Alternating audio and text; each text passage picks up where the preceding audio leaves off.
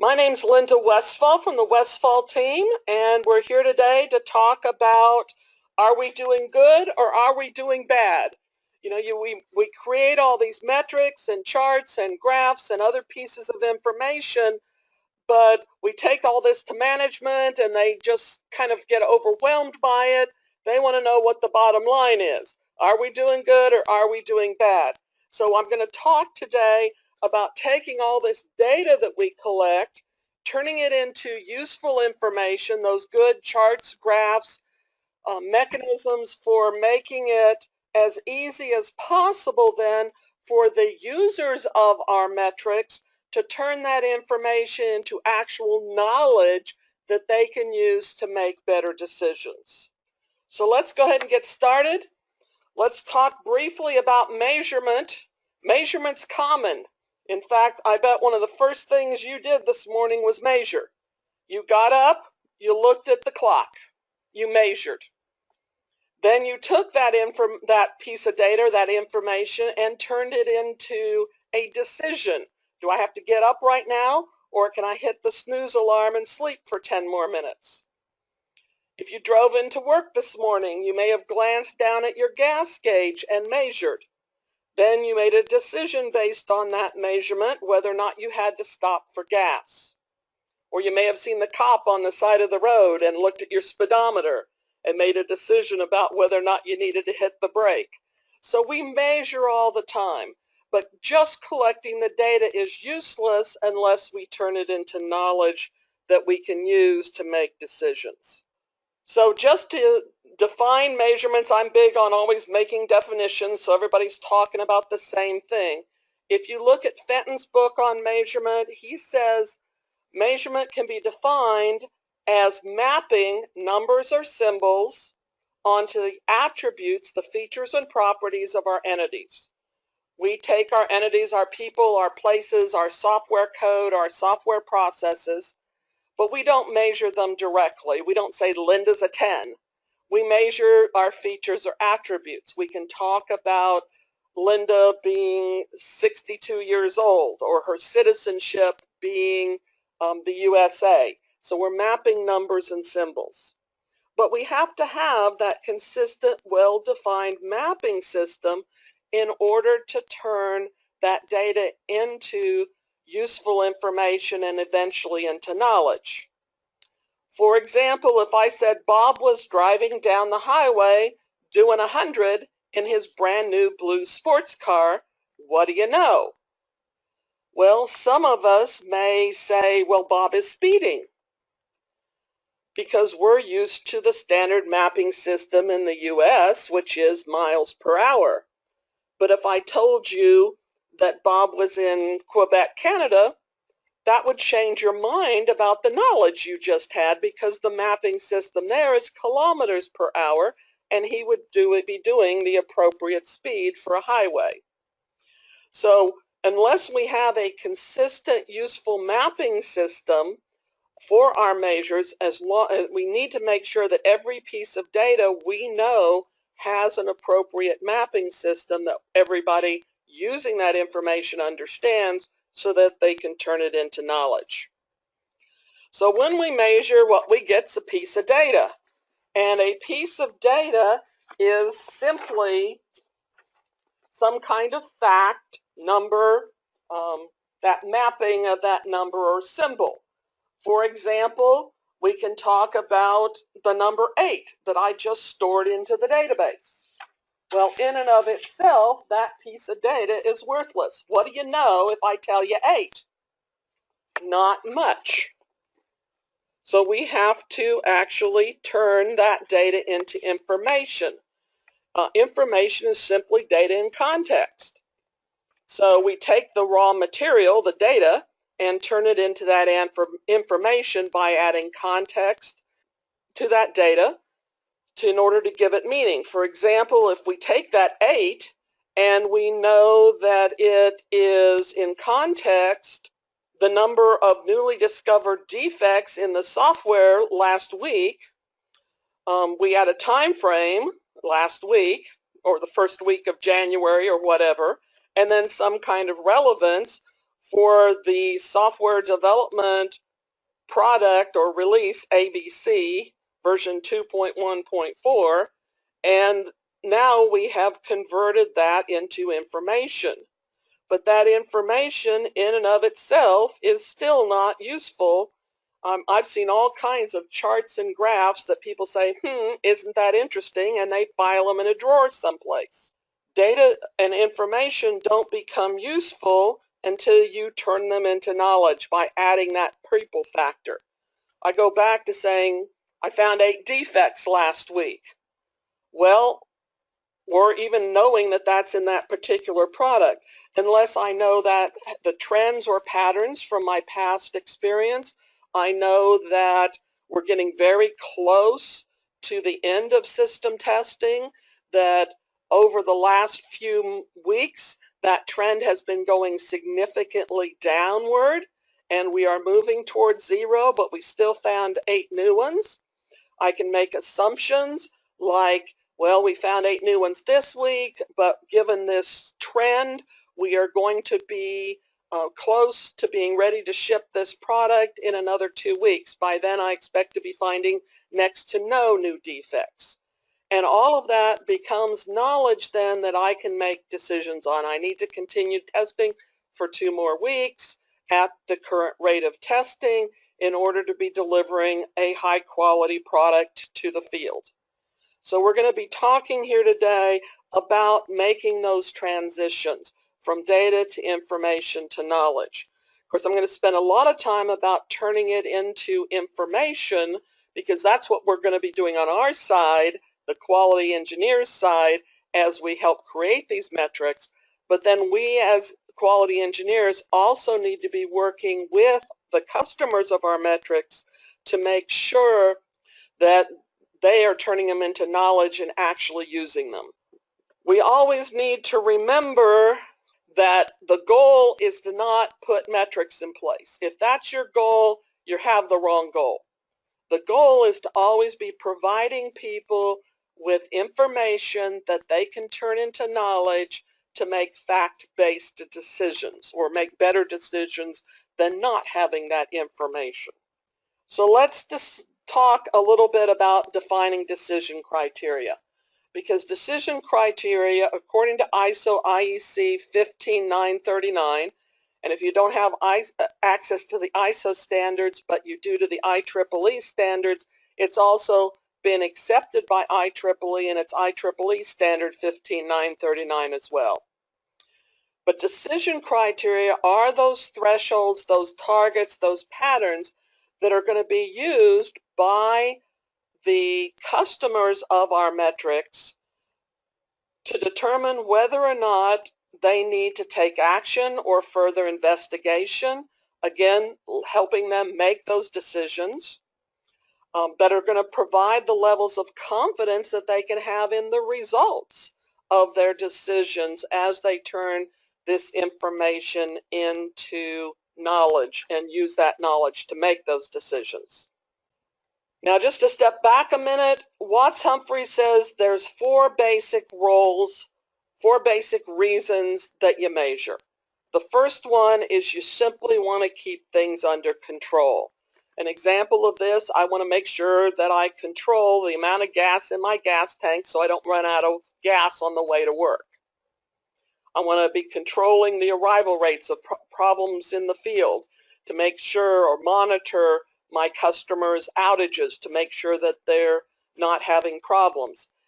Control is where you're going to make a decision, which you hope is everything is fine, no action is necessary. But just in case things go out of control, you know it in a timely manner so you can go take corrective action before things become a disaster. Now with evaluate type metrics, you're also making a decision, but now you're making decisions between a set of choices. Classic evaluate would be evaluating a cost-benefit analysis. Now, do I buy this new tool? What's my return on investment? What's my cost versus my benefit? Another example of that evaluation is this product ready to ship, where you're making a ship, no ship decision. So here there's always an actual decision between one or more choices rather than in control where it is, do I need to take corrective action? Hopefully not. So with control, you're hopefully making a decision you don't need to take action. Understand, we're simply trying to figure out what's going on here. How much does it cost me? How long does it take me? What types of defects are causing the most problem to my customers? Where are my error-prone modules? Those kinds of things. In fact, many times we start by understanding, which gives us the knowledge that we need to be able to go put control type metrics in place with thresholds and control limits and those kinds of things, or to understand what we need to be able to do better evaluations. And of course, the fourth one is the reason we measure is we're trying to predict the future. We use measurements in order to say how much is it going to cost me to do this project? What is my quality in the field going to be if I ship today, or my reliability in the field? How long will it take me to do something? How big is this thing going to be when I'm done with it? So we take those four, and I want to talk a little bit about each of those in terms of this decision criteria. So we'll start with the basic control type metrics. An example here would be some kind of defect density indicator. We have a set of peer reviews. We are monitoring the defect density in each of the pieces of code that we're peer reviewing. And as long as the defect is below a certain threshold, the defect density, we're happy, that's normal or typical. What we're trying to identify in control is those modules of code that have defect densities that are so high that they would be considered out of control, and we need to go take some kind of corrective action. Now, I like, again, to make it as easy as possible for the users of these metrics to make a decision. See how this jumps right off the page? With using those thresholds as red, yellow, green, or even as just red and green, a lot of times you don't have that cautionary in the middle. It's either good or it's bad. It's very easy for the person looking at this to say everything's under control, no action is necessary, but when we hit module 5, it has got so many defects in it, maybe we want to re-inspect those. Or if we hit module 10, there are so many defects in this that it may not even be worth, or at least we want to go investigate and see if we want to do re-engineering rather than trying to fix what we've already got. So again, the decision criteria might be, if you're in the yellow zone, you're going to go do one action. If you're in the red zone, you're going to take a different action. We want to make it as easy as possible for people to interpret this, turn it into knowledge, make those fact-based decisions. Now, for those control type metrics, that being just an example, the decision criteria is usually based on some kind of threshold. If the threshold is crossed, it becomes too big. For example, if we have more than X% requirements churn on our project, we know we're in trouble and we need to go take corrective action. Variances. This is especially true for tracking planning type metrics or doing project monitoring and control type metrics, where you're looking at the variance of your actual measures as you go along based on your plan. A burn down chart in Agile is an example of a variance type metric where you have the initial burn down and you track your actuals to that. If the variance gets too big, you're going to go take corrective action. Another variation on these decision criteria will be control limits, and I'll mention that in an example when I show them to you. One thing about thresholds, again, I mentioned that many times you start by understanding to set those thresholds. So look at your own historic data. I have seen people say, we don't want our, we're going to set our threshold at 15% requirements churn. But historically, on similar projects of this duration, you've had 30% requirements churn. So it wouldn't be realistic to set it at only 15%. You may also base these on future predictions. When I go into a project, I may, based on, again, this historic data, predict that this project will only have 15% churn. I set my thresholds there. There may also be customer requirements. When I worked in the telecom industry years ago, we had a threshold that said you weren't allowed to have more than 3 minutes of unplanned system outage per site per year on average. That customer requirement set a reliability threshold that we monitored ourselves to. If it became too big, we took corrective action. And of course, you can use industry standards or benchmarks. An example there is McCabe's cyclomatic complexity. There's much industry standards, good empirical data that says if your McCabe cyclomatic complexity becomes more than 9, your code is going to be much more error prone, much harder to maintain. So that might create a threshold. You run your code through some kind of analyzer. If it's McCabe's cyclomatic complexity is more than 9, you go back and reinvestigate. So these are examples of thresholds. And just to give you some graphs here, we can do a basic threshold on staff turnover. On this project, we estimated that our staff turnover was going to be no more than 15%. Now, folks, we lose people all the time on a project of large size, large duration. There's not a risk that we're going to lose people. That's almost a fact on a large project. But have we lost more than we planned for, more than we expected? So one of our project management metrics might be staff turnover. Now, on the other hand, folks, if you're on a project with 10 people, tracking staff turnover is absurd because everybody knows that George left the project last week and that caused a hiccup. There's actually a book called Tipping Points. And one of the things that they talk about is that if you have a project with less than 20 people on it, you know everybody, their skills, their abilities, you know them, maybe even their kids and their husband's name, whatever. Once you get more than 100 people on a project, you could put 200 people in the room and the project manager couldn't pick out the 100 people on their project.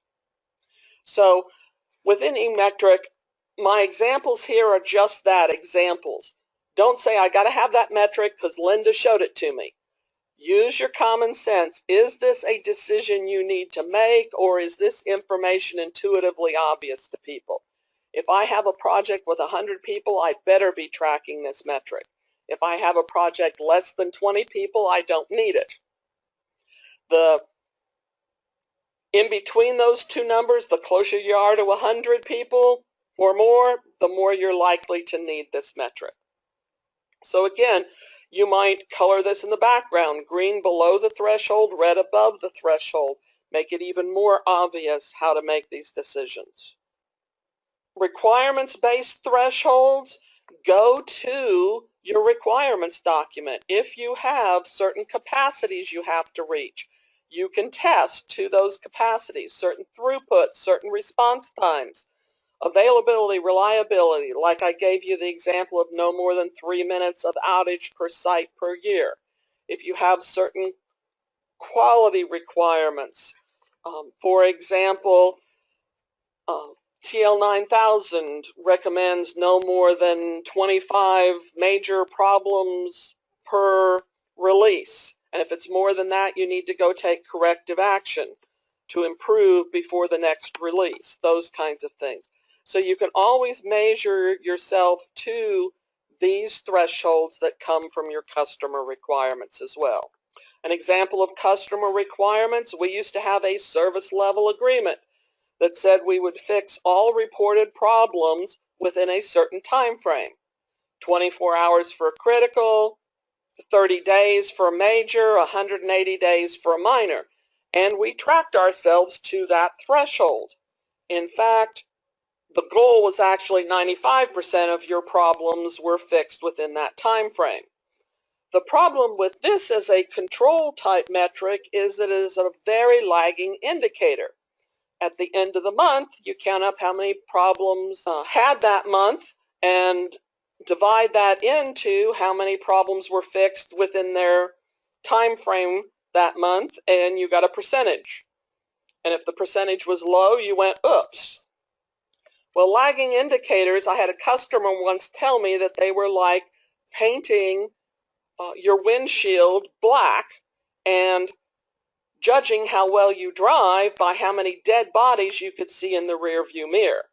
These kinds of metrics, although they are threshold metrics, they're control metrics, they don't allow the company to be proactive and make proactive decisions in order to meet their customer requirements.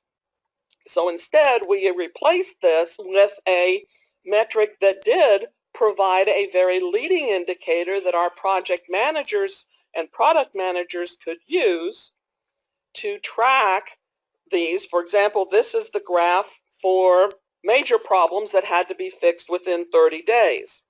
And this graph, if you had less than 15 days here, it was considered medium urgency. When you passed that 15-day threshold, in fact, we actually automated this so that when it passed that threshold, not only did the chart go yellow, cautionary, but the person assigned to fix the defect and their manager got an email saying this defect is more than 15 days old now, start paying attention. When it went to more than 25 days old, it went to urgent urgency, and the person who was assigned the defect, their manager, and their manager's manager started getting emails every day from then on until that problem was fixed, so that we were making sure we were meeting those 30-day thresholds. And it really points out very quickly where the problem areas are. In fact, this was one of our metrics that were in our product management scorecard. Basically, every morning when a product manager came in the middle of the night, we'd run all our automated metrics, and they would walk in, and in the product area of their website, they could go pull up this set of metrics and look at the health of their product for the day and see if there were, in this case, anything getting old they needed to go address, or in the case of outages, there'd been any spikes in outages overnight, whatever.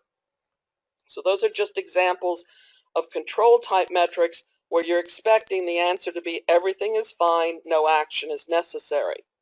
Now, variances are where you're comparing actual values to some kind of decision-based baseline.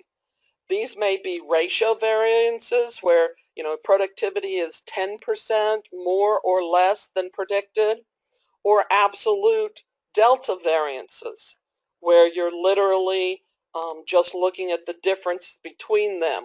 We expected to have finished passing 20 test cases by now, and we have actually passed 30 test cases, so we're ahead of schedule on testing.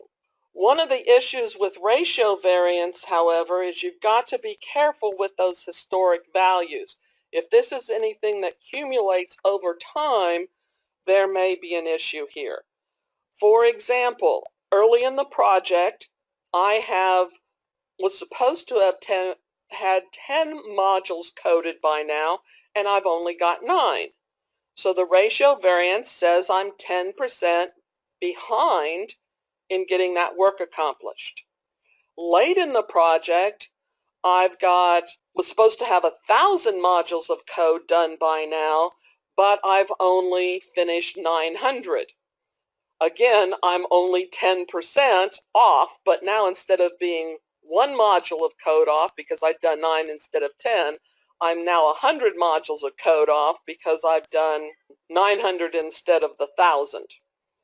But you can again have that green area where this is what we consider acceptable variance. For example, here plus or minus 10% on getting our code completed on schedule. If we drop below 90% on this, then we are doing things too slowly. We need to go take corrective action. Of course, on the other hand, you may still want to do an investigation if you're doing code faster than expected, because then you've got to say, wait a minute, do we have quality issues here because we're coding too fast, not paying attention, not running the peer reviews that we're supposed to be having, not spending enough time doing unit testing like we're supposed to. So even if you're above rather than below schedule, or ahead rather than behind, you may still want to do some investigation to see whether what's going on and whether or not you need to take action. And then, like I said, the other example would be an absolute delta variance. This is a graph where I'm tracking some kind of resource. This might be head count. This may be dollars spent. Interestingly enough, when I used to work at the telecom company, one of our biggest resources was the availability of test bed hours. We had these big multi-million-dollar test beds where it became one of our constraining resources. We had testers sitting around twiddling their thumbs, waiting on test bed time. So we actually tracked what was our prediction in the green dotted area, and how did we predict the utilization of test beds over time versus our actuals, which were the solid blue line. And then we could always make that additional prediction, the new prediction based on actuals, on out to finishing the end of the project on time. And again, if this absolute variance gets too big, we go take corrective action. And we need to decide what that is. Is it 10%? Is it 20%? Is it, well, that would be a ratio. Is it more than 10 hours of test bed time we're behind, more than 100 hours we're behind? When do we decide that we need to go do that corrective action? And that may change over time too. It may be okay, 10 weeks before the end of testing to be 20 hours behind in test bed time. But by the time we ended the project, we don't want to be more than 2 or 3% or 5% or something behind in test bed hours. Now this one shows a ongoing week to week. You could also do these as a cumulative graph over time. Whatever is appropriate to providing your metrics customers with as much information as possible so that they can make good decisions. Oops, already mentioned this, that whole issue of the influence of magnitude. When you're setting these variances, also remember what are even the capabilities of your current process. It makes no sense to say I'm not going to be more than plus or minus 10% of cost versus actual expenditures on this project when historically you've never been better than 15% off budget. So what are those historically accepted variances? Go look at projects that have been considered successful in the past. Look at their variances, base your variances on them. Again, you may have contractual, regulatory, customer requirements, or best practices or workmanship standards. Or you may go use some understand type metrics to just simply know what your capabilities even are. And finally, the classic quality of control limits. Now, there's a lot of debate whether statistical process control charts are even valid for software, because they are based on the concept of replicating the same activity over and over and over and over and over and expecting all the results to be within a common cause variation. But some people use them, and it never hurts for us as quality people to understand them when we're talking to manufacturing and those kind of things. But this is one of the classic control type measures. What you do is you look at a process that you consider under control and sample 20 to 30 pieces of data. Based on that, you create a center line, which is classically your mean, then go out plus or minus 1, plus or minus 2, and plus or minus 3 standard deviations. These create your various zones. And what we are looking for here then is those patterns, and the advantage, this is where that pattern definition comes in from ISO IEC 15939. So we're looking for statistically improbable patterns that might indicate that our process has gone out of control. We need to go do investigation to see if it's common cause or if there's some kind of special cause that needs to be corrected. For example, any one data point more than 3 standard deviations away from the mean is typically a sign that you need to go do some investigation.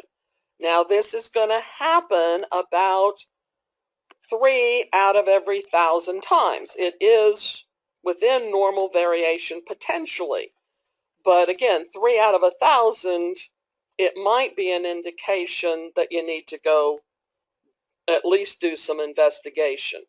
Any 2 out of 3 more than 2 standard deviations away from the mean.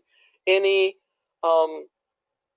8 successive points on the same side of the center line. This would be an example of this would be flipping a coin 8 times and getting 8 heads. Can you do it? Yes. But if you and I are betting on it, I want to see your coin at this point. I'm going to go do investigation to make sure that there's something not wrong with that coin. Now, one of my personal things that I like, and I know it's the mathematician in me, the statistician, I like to watch gambling on television. I was watching the World Championship of Blackjack a few years ago. They have, local competitions, district, regional, all the way up, and these were the top 5 players that had won all the way up to their countries and regions and things around the world. They each get so many chips to start with. I think it was like 10,000. They play 21 hands of blackjack. Whoever has the most chips of the win at the end is declared the world champion for the year. Well, I was watching this show, and one of the gentlemen had just bet half his money each time. And interestingly enough, the dealer busted 16 times in a row. Now, the commentators were just going crazy here. Every time they busted again, they do statistics on it. I think they were up to 6 million and some to 1 chance that the dealer would bust 16 times in a row. But in reality, she did.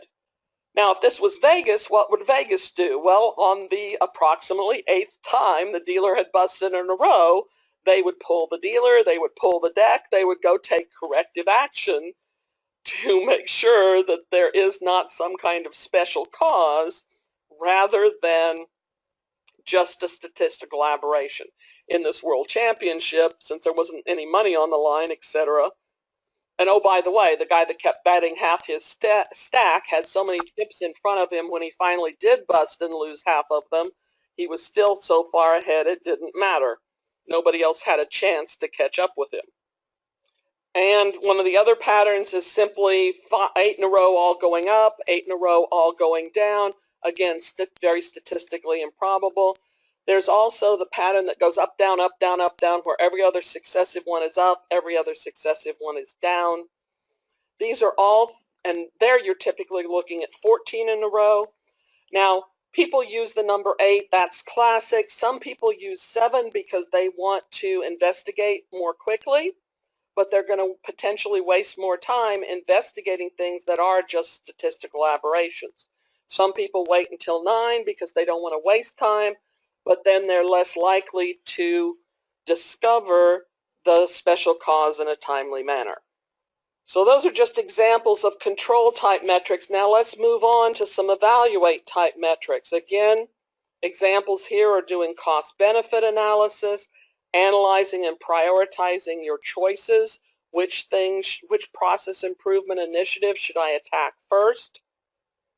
Other examples might be performing analysis to determine if we're ready to start or stop.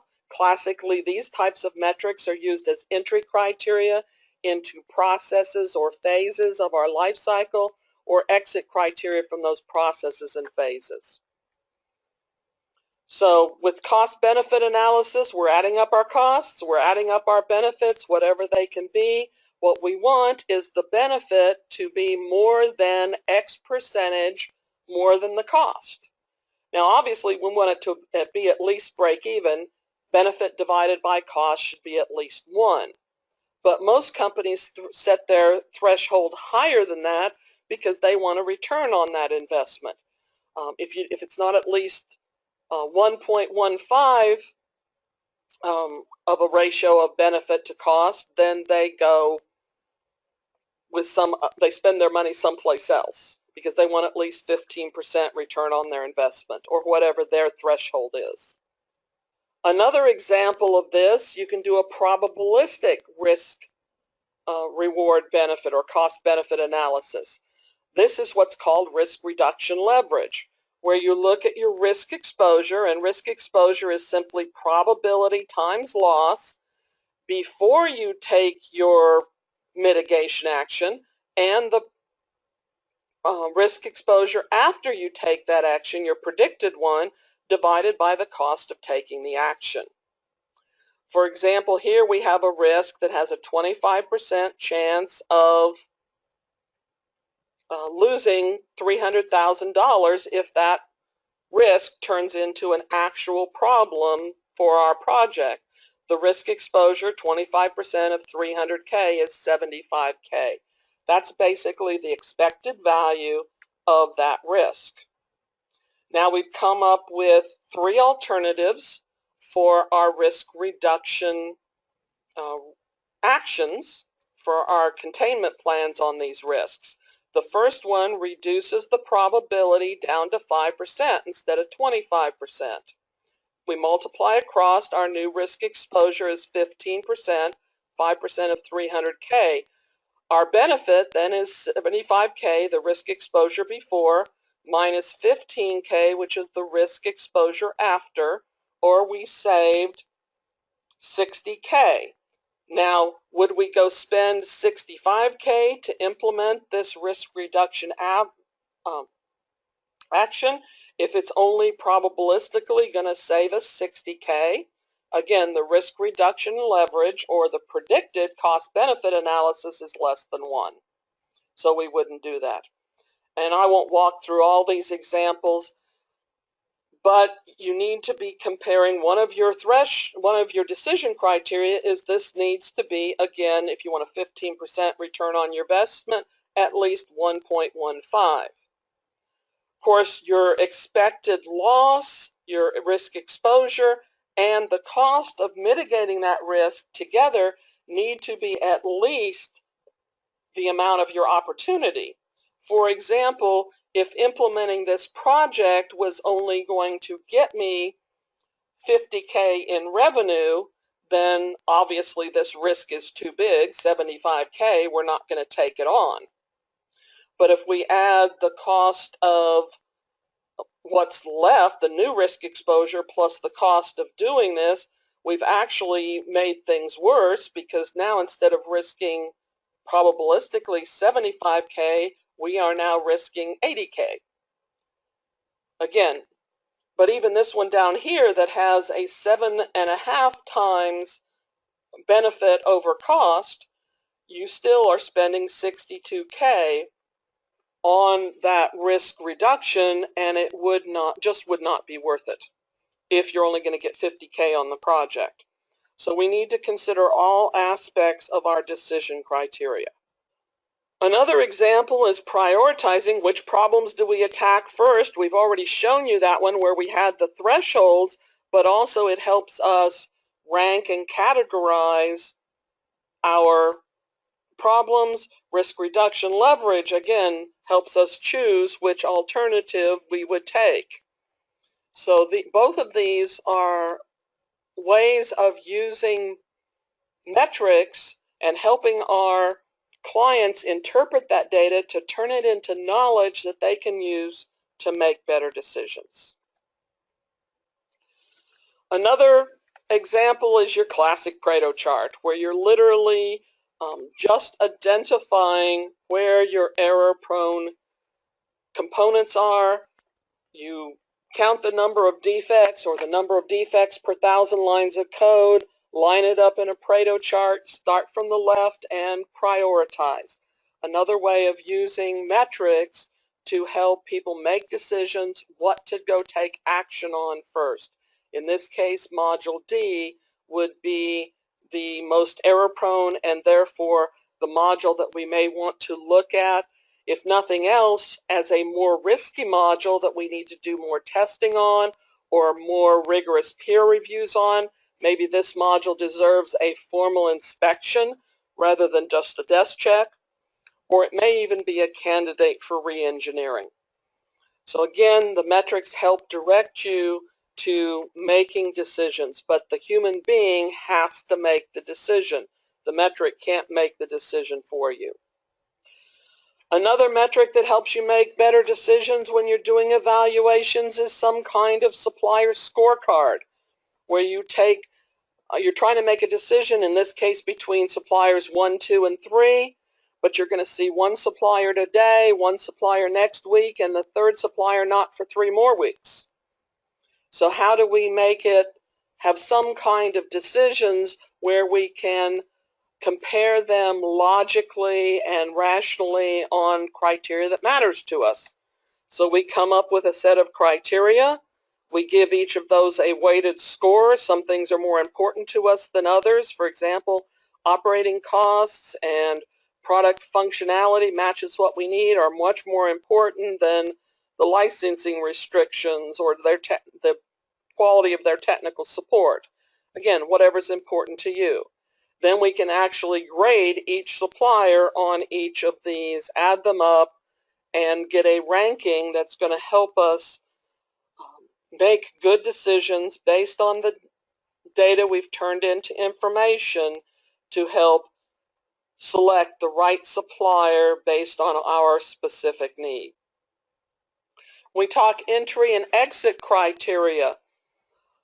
Many times we use multiple metrics with multiple decision criteria. For example, when we're talking about the completion of system test, we would actually have a scorecard with multiple metrics on it. For example, looking at the amount of effort variance. Have we spent all the time testing that we expected to within acceptable variance? Our test activity status. How many test cases have we executed out of the planned test cases? How many of those have passed? Again, we want to make sure everything that we plan to do has actually been done and actually passed.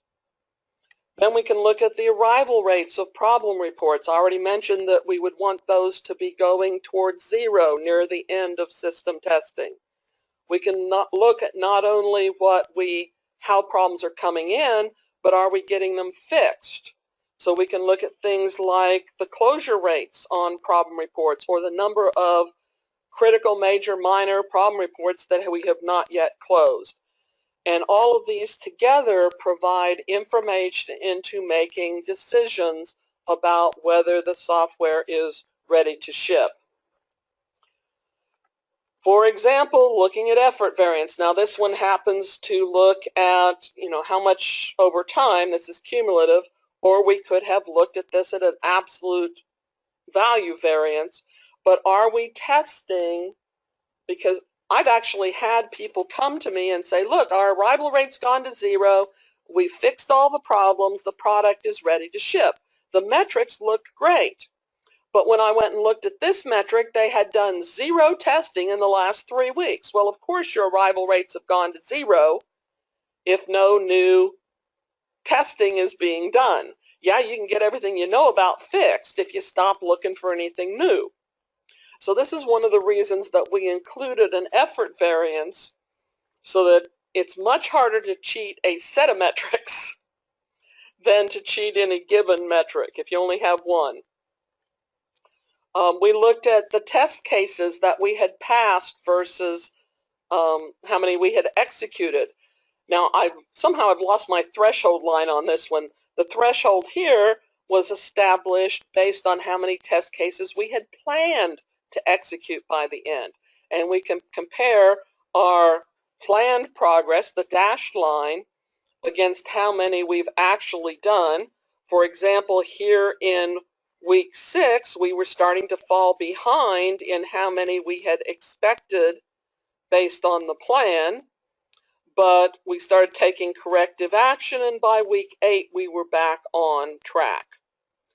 Notice here we also talked about blocked test cases. Don't have very many of those, but a blocked test case is a test case that could not be run because there was a defect in between you and the ability to run that test case. For example, I was going to test all the save command functions today in a word processor, but when I tried to initiate the save command, it wouldn't even come up. Well, that test case failed, but all the rest of them are blocked. I couldn't even run them. The decision criteria here was that if the number of blocked test cases became too large, then that was one of our suspension criteria. If there's too many blocked test cases, we just stopped system testing, sent everything back to development, let them get them fixed before it was worth us trying to continue to test. So this metric actually had a couple of different decisions. One is this product going to be ready to ship on time? Have we run and executed and passed all the test cases? But also, are there so many blocked that it's not worth our effort to continue testing? So sometimes a metric can give you more than one piece of information that can be useful if people know how to interpret it and turn it into knowledge. Our arrival rates. We used, again, we separated these by critical, major, and minor because it's one thing to have some minor problems that have not yet been fixed. It's another thing to have critical problems that have not been fixed. Here we literally took the arrival rate, so you can look at the shape of the curve, and it should be flattening out as your product is becoming stable. But we also stacked that in an area graph by have those problems been fixed, resolved, and closed out. So the dark blue indicates that they are still open in testing. The next level of blue says they're in integration testing. They haven't passed integration yet. The resolved ones had passed integration but not passed system testing. So you can see here that we still have some minor problems to retest, but we don't have any open or fixed problems. We have closed this many. Now this is one of those graphs that when it's in a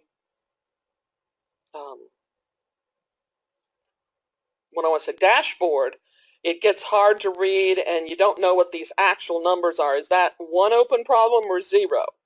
So we would actually have mechanisms where you could click on these graphs in the in the dashboard. You could click on this graph and it would pull just that graph up with a data table underneath with all the detailed data, so that you would know that there is exactly X number of open problems. There's exactly Y number of problems that have been resolved but not yet retested. Now for the understand type metrics, you're simply trying to use the metrics to learn about your current products, processes, capabilities. Where are we spending our money in software development? Where is it costing us the most to do testing? Where are we allocating and actually using our resources? We actually did a metric once. I did some metrics for our customer help desk, because we had customers who were complaining about them calling in and never being able to reach help desk people. And yet our help desk people were telling us, I'm sitting around twiddling my thumbs waiting on a call. So we looked at metrics over time of calls coming in versus staffing. And we found out that our staffing of the help desk was absolutely backwards. We had lots of people staffing it from 8 to 5 during business hours. But in the middle of the night, we only had minimal staff because it's not business hours, But on the other hand, with telecom, when people do service in telecom, when the operators are in there doing things, it's the middle of the night because they want to do new loads, they want to do preventive maintenance and things in the middle of the night when the traffic is the lowest, so if something goes wrong, they don't disrupt traffic. So the people were calling in with questions and problems in the middle of the night. In fact, our peak hours were between like 1 a.m. and 3 a.m. as far as the arrival rate of calls comes, but our staffing was mostly staffed from 8 to 5. And because of that, we switched all of our staffing around because we understood where we were using resources versus where we needed to be allocating those resources. Once we understood it, we could get the problem fixed, and it made our customers much happier. How many errors do we have? What types of errors? Are they requirements errors or coding errors? What we're going to do as corrective action is going to depend on that understanding. If it's a requirement error because we're having ambiguous requirements, we're going to take different corrective action than if it's a missing requirement, and so on. What are our current productivity levels so we can do better estimates into the future? So we're literally looking at how much is it going to cost us, how long is it going to take us, what staffing do we need, all of these predictive type measures, and we're going to use data and information to do those predictions. But here's where that second part of that decision criteria statement comes into effect. It's no longer what are the thresholds, targets, or patterns to determine whether we need to go take action or make a certain decision or go do investigation, like control and evaluate. Now it's how confident we can be that this given prediction is going to turn out to be reality, or this given understanding is going to turn out to be reality. Now you can actually calculate confidence intervals on a lot of your measures, but most of us don't bother or don't have enough detailed information to be able to do that kind of sophisticated statistics. But we can look at some of the basics here. For example, we can look at how complete our data set is. For a classic here is using time card data to predict how much time we are going to spend on future products or projects. I used to work for a company that did not allow you to report more than 8 hours a day on your time card, no matter how many hours you worked. And in fact, on this particular project, people were typically working between 12 and 16 hours a day. Well, if we're using time card data to predict how long it took us to do that project as a predictor of future projects, then we're off by 50 to 100%. Now we can use that knowledge, again, to better estimate by taking that time card information and multiplying it by 1.5 or even by 2 when we do our predictive models in the future. But again, it takes the human being, it takes the knowledge to know to do that. How subjective our data is versus objective. The more subjective, the less confidence we can have that it's real predictive. The more objective it is. Now, I'm not saying subjective data is bad. For example, customer satisfaction data tends to be very subjective. If I ask you right now, you've had my product for 6 months and it's worked perfectly, it's done everything you wanted, you've only had a couple of tiny little minor issues, you might give me a 4 out of 5 on a scale of 5 being you're very satisfied, 1 being you're not very satisfied. So if I come in tomorrow, is that predictive that you're going to give me another 4? Well, maybe not. Again, this was a subjective opinion based on what's happened so far. But if in the middle of the night you had a major crash, it's 2 in the afternoon and you still don't have the system up, Oh, by the way, it ate your database when it crashed, and all those backups you'd been taking over time were all blank. You thought you'd been doing backups, but somebody hadn't tested the backup on the software developer side and it didn't work. Now how happy are you?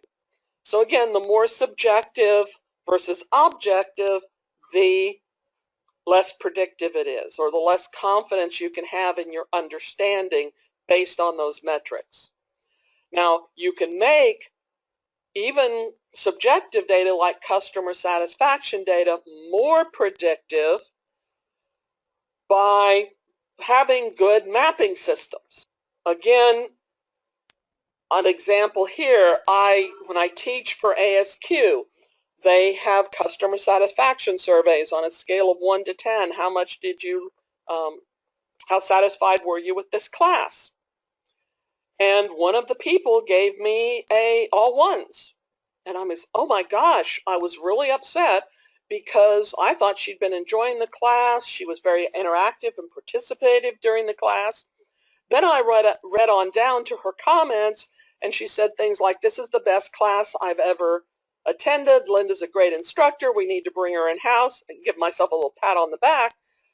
But on the other hand, it was, you know, the data 11111 is not very predictive or even reflect the understanding because I had not given her a good mapping system. One of the things I always do ever since then is I always say 10 is good and 1 is bad as I'm handing out the surveys so that people are using the right mapping system when the data is being collected. The integrity or the accuracy of your actual data. One of the things we went to here when we were collecting peer review data, prep hours and inspection hours, we started with hours. We then went to minutes because if we were collecting hours and people spent 18 minutes doing something, they're going to round that to the half hour. They're going to potentially even round it to the nearest hour, which would be 0 hours spent. When we went to minutes, we got much more accurate data, and that accuracy helped us do better predictions, helped us do better understanding of how long things were actually taking. Of course, you also need a stable product, process, or service, folks. If you have a lot of historic data, but you just finished moving from traditional projects to agile projects, that historic data is not going to be very predictive because your process has changed so dramatically. And finally, the variation in your data set itself. For example, if I told you on average it takes 3 days to correct a defect, we might predict the next defect to come in is going to take 3 days to correct. But if we peek in the data and see that this defect took an hour, this defect took an hour, this defect took an hour, this defect took 2 hours, this one took 3, this one took a day, this one took an hour, this one took an hour, this one took 2 hours, this one took 3 hours, this one took an hour, this one took an hour, this one took 2 days, this one took an hour, this one took 3 days, this one took an hour, this one took an hour, this one took 2 hours, this one took 1 hour, and then this one over here took 357 days, then this one took an hour. On average, it takes 3 days to fix a problem. But sometimes when you look at the variation in your data set, you either need to throw out those outliers to get a good predictive number or good understanding of what's actually happening, or sometimes it's more appropriate to use the median or the mode rather than the mean. So these are just some examples of things you want to look at when you're deciding how confident can I be that this understanding of what's going on reflects the actual reality, or whether or not these predictions into the future are going to match the actuals as they come in. This webinar is over, and thank you all very much for your kind attention.